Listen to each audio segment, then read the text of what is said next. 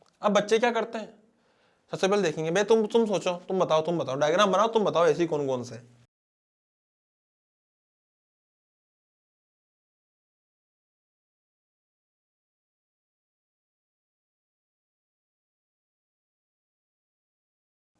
हाँ भाई, कौन कौन ऐसी है सर, ये ऐसी है क्या? सर फ्लक्चुएट तो कर रहा है, अबे फ्लक्चुएट कर रहा है पर एसी नहीं है, डीसी है। भाई साहब डायरेक्शन दोनों चेंज कर रहा है तो पॉजिटिव ही। अबे पॉजिटिव में बड़ा घटा बड़ा घटा बड़ा घटा बड़ा घटा, पर है तो डीसी ही यार। जब तक डायरेक्शन नहीं बदलेगा, जब तक डीसी ही रहेगा, फ्लक्चुएटिंग डीसी है, दिस इज नॉट एसी। ऐसे ही ये डीसी, ये वाला एसी, हाँ डायरेक्शन बदल रहा है। ये वाला बच्चे सोचते हैं चेंज नहीं कर रहा, अबे चेंज कर रहा है, पहले पॉजिटिव था फिर नेगेटिव, फिर पॉजिटिव फिर नेगेटिव। हाई वैल्यू उसकी क्या बोलते हैं, उसकी जो मैग्नीट्यूड है वो बहुत ज़्यादा चेंज नहीं कर रहा है, कांस्टेंट मैग्नीट्यूड पे चेंज कर रहा है वो डायरेक्शन ओनली, लेकिन है तो ये एसी ही। भैया ये वाला एसी, ये वाला एसी, उससे कोई फर्क नहीं पड़ता बाद में एम्पलीट्यूड कम हो गया। ये वाला एसी, आई मेरी बात समझ में, सारे एसी हैं, सब एसी, सब ठंडी आवाज देते हैं शानदार वाली, है ना। फटाफट नोट डाउन कीजिए फिर आगे देखते हैं।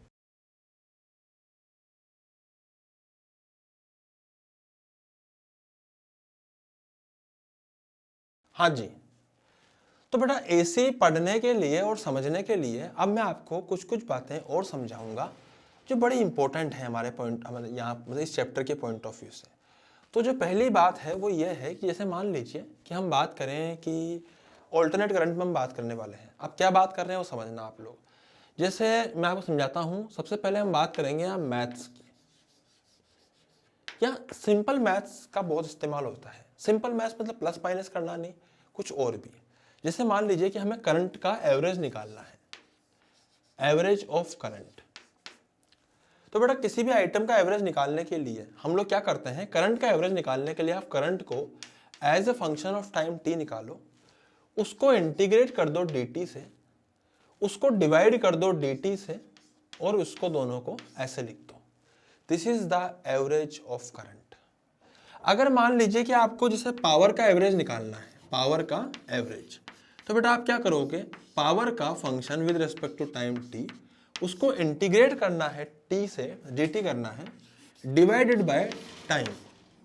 आई मेरी बात समझ में, p dt अपॉन dt, ऐसे अपन लिख देंगे। जैसे मान लीजिए कि हम लोग आगे बात करते हैं, ये आई एवरेज हो गया, पावर एवरेज हो गया। कोई भी आइटम का अगर हम लोगों को एवरेज निकालना है, कोई भी एवरेज, कुछ भी, तो आपको करना क्या है बेटा, आपको कुछ नहीं करना, आपको उसका इंटीग्रेशन करना है समय के साथ और dt से डिवाइड कर देना है। अबे आ रहा है समझ में, पक्का ना। जैसे मैं आपको एक सिंपल सी चीज समझाता हूँ,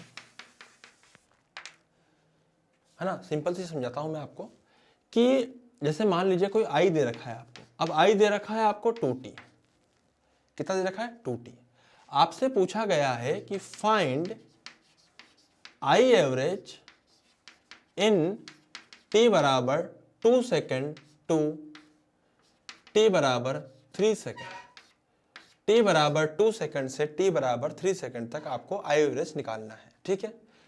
तो find I average in t बराबर 2 सेकेंड टू t बराबर 3 सेकेंड, ये निकालना है। ये निकालने के लिए हम लोग क्या करेंगे, जैसे आई एवरेज लिखेंगे बेटा, I average will be equal to I dt divided by dt, इसको इंटीग्रेट कर देंगे, ठीक है। अब यहाँ पे क्या करेंगे, आई की वैल्यू रखेंगे, आई कितना है 2t, integration of dt divided by dt, limit डाल के इसको इंटीग्रेट कर दीजिए।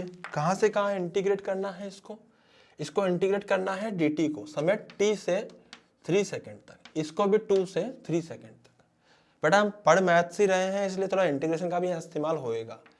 What is the integration of 2t, क्या होता है 2t का इंटीग्रेशन, t स्क्वायर, तो लिख दे, तो t स्क्वायर यहाँ कर दो बेटा 2 से लेके 3 तक, और नीचे क्या आएगा dt का ओनली t, कहां से कहां तक 2 से लेके 3 तक, ठीक है। लिमिट यहाँ पे डालेंगे हम लोग, पहले 3 डालेंगे तो कितना हो जाएगा 3 का स्क्वायर, फिर 2 डालेंगे तो 2 का square divided by 3 minus 2। Solve करने पे कितना आएगा, 3 का स्क्वायर इज 9, 2 का स्क्वायर इज 4 डिवाइडेड बाय 1, तो आंसर विल बी 5 जो भी आ रहा है एम्पियर। तो करंट कितना आ रहा है, आई एवरेज 5 एम्पियर। ये एवरेज निकालना आपको आना चाहिए। क्या करा मैंने, सिर्फ इंटीग्रेट किया है और आंसर निकाल लिया। बेटा ऐसे क्वेश्चंस कई सारे आते रहते हैं हमारे एग्जाम के अंदर, हम लोगों को शीट वगैरह में पूछते रहते हैं, है ना, इस तरह के सवाल। तो आपको ये आने चाहिए, आप इसको नोट डाउन कीजिए। नेक्स्ट क्वेश्चन मैं आपको देता हूँ, फटाफट से नोट डाउन कीजिए पहले।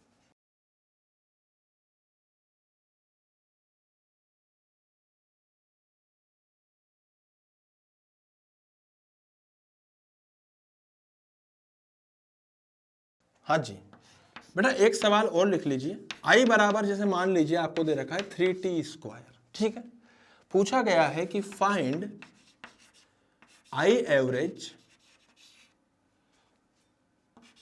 इन t बराबर 1 सेकेंड टू 3 सेकेंड, ठीक है। t की वैल्यू 1 सेकेंड से 3 सेकेंड गई है, तो आपको आई एवरेज निकालना है। निकाल लीजिएगा। उससे पहले मैं आपको एक चीज बताना चाहता हूं बेटा, आई एवरेज का जो सिंबल है वो ऐसा ही नहीं होता, ये भी होता है। इसको देखिए जरा ध्यान से, ऐसा आई पी एवरेज का सिंबल हम लोग ऐसा भी लिख सकते हैं। मान ले गाल पकड़ के जोर से खींच लिया, ठीक है। किसी भी आइटम का एवरेज का सिंबल इस प्रकार से हम लिख सकते हैं। तो this is the symbol of I average या पी एवरेज या small I average. Getting my point. तो आपसे इस तरह भी सिंबल में भी दिया जाए तो आपको समझ में आना चाहिए कि क्या पूछना चाह रहा है या आपसे वैल्यू पूछ रहा है इसको इंटीग्रेट मतलब एवरेज की। फटाफट से ट्राई कीजिए बेटा।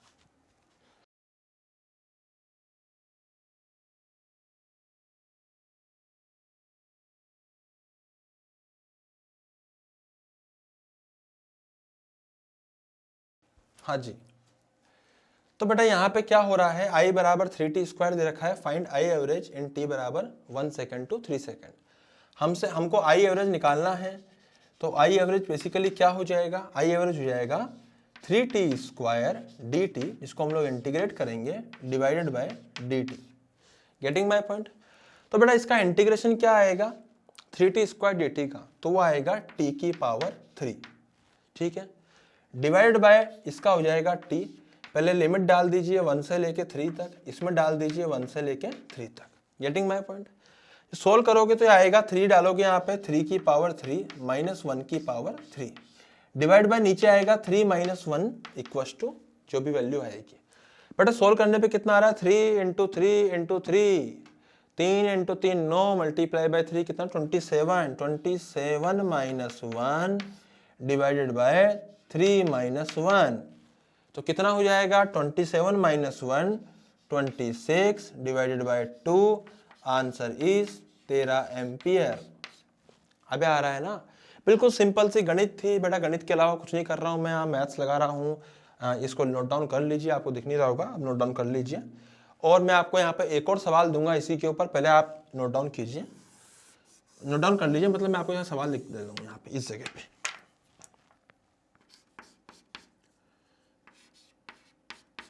बेटा इसको सोल्व कीजिए आप, है ना, उसको जल्दी से।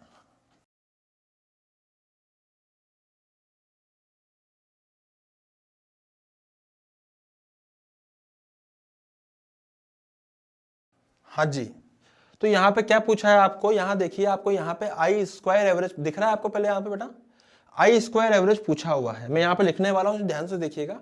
आई स्क्वायर एवरेज यहाँ पे पूछा जा रहा है आपसे, आई एवरेज नहीं पूछा जा रहा, आई स्क्वायर। ये सिंबल ही किसका है, एवरेज का है।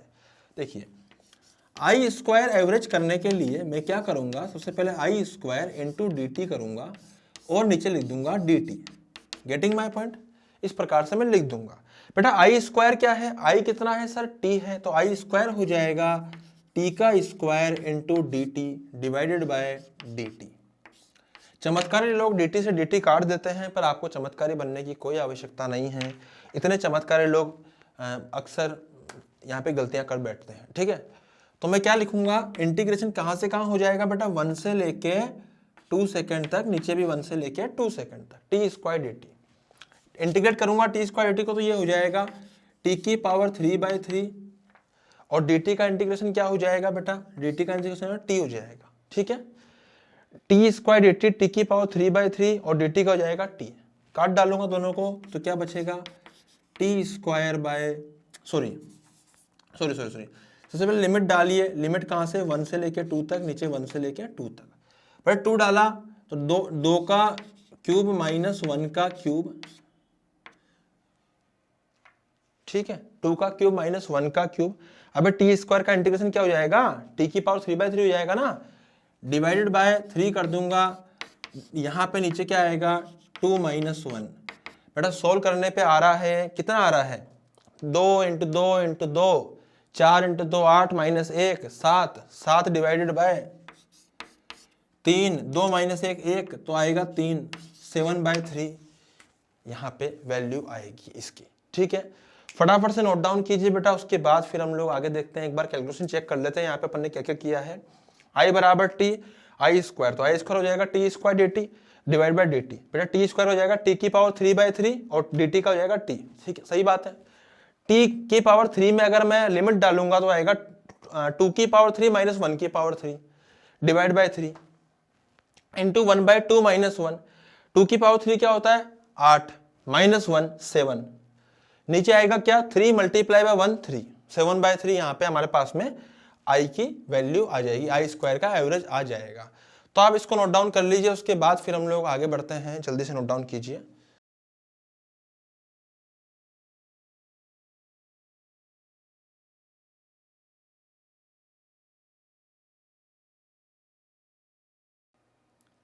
हाँ जी बेटा जगह बची हुई है, मैं सोच रहा हूँ जगह बची हुई तो इसका इस्तेमाल करा जाए और इसी के अंदर कुछ सवाल और करे जाए।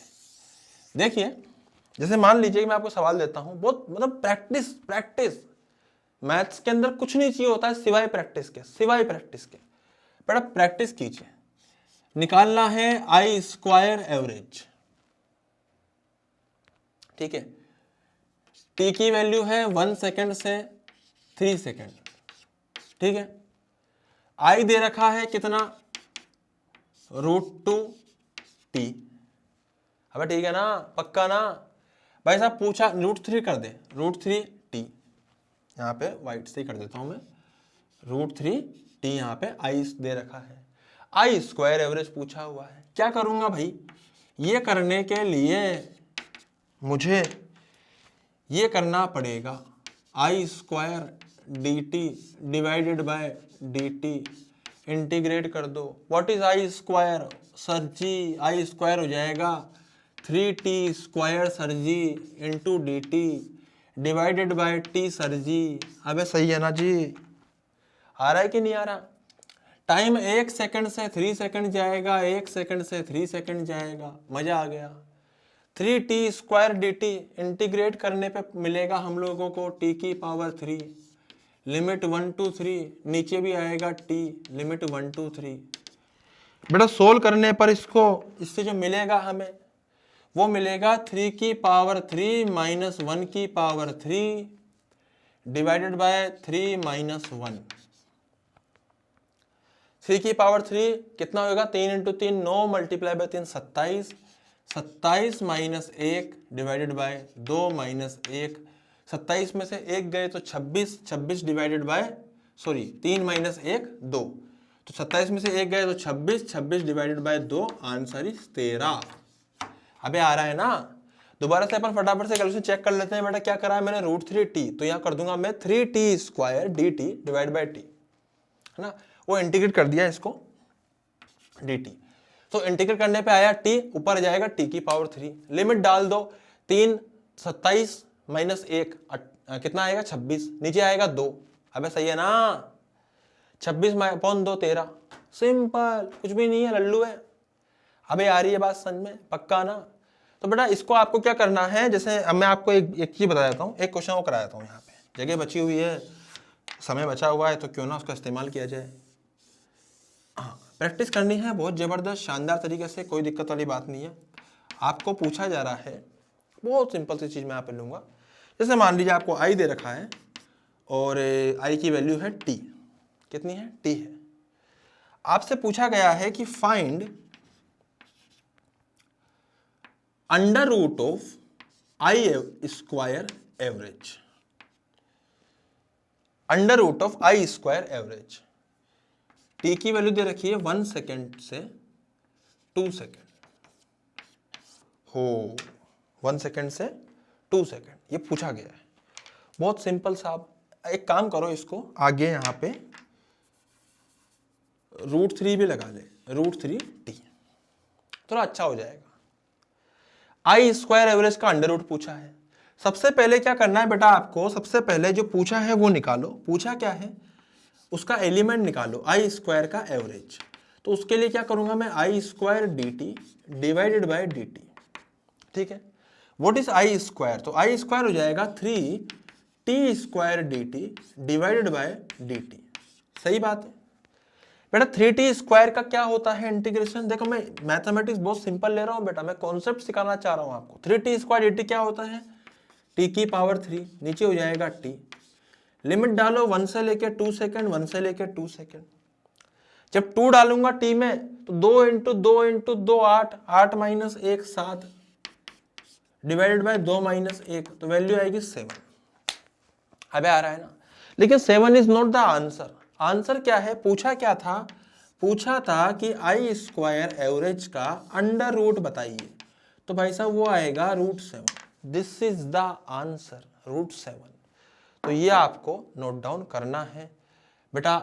ये भी कर लीजिए, ये भी कर लीजिए, काफी घिचपिच सा मैंने कर दिया है, लेकिन ठीक है, मतलब मैथमेटिक्स हम कर रहे हैं, प्रैक्टिस आपको जम के प्रैक्टिस करनी है, जम के। मैं इसकी प्रैक्टिस वीडियो पे आपको एक सवाल दे दूंगा, आपको जम की प्रैक्टिस करनी है, ठीक है। आप इसको नोट डाउन कीजिए, उसके बाद फिर हम लोग आगे देखते हैं, है ना। जल्दी से नोट डाउन कीजिए और देखते हैं, फिर टाइम बचता है तो करते हैं, वरना खत्म करते हैं, ठीक है। जल्दी करो, नोट डाउन कर लो पहले।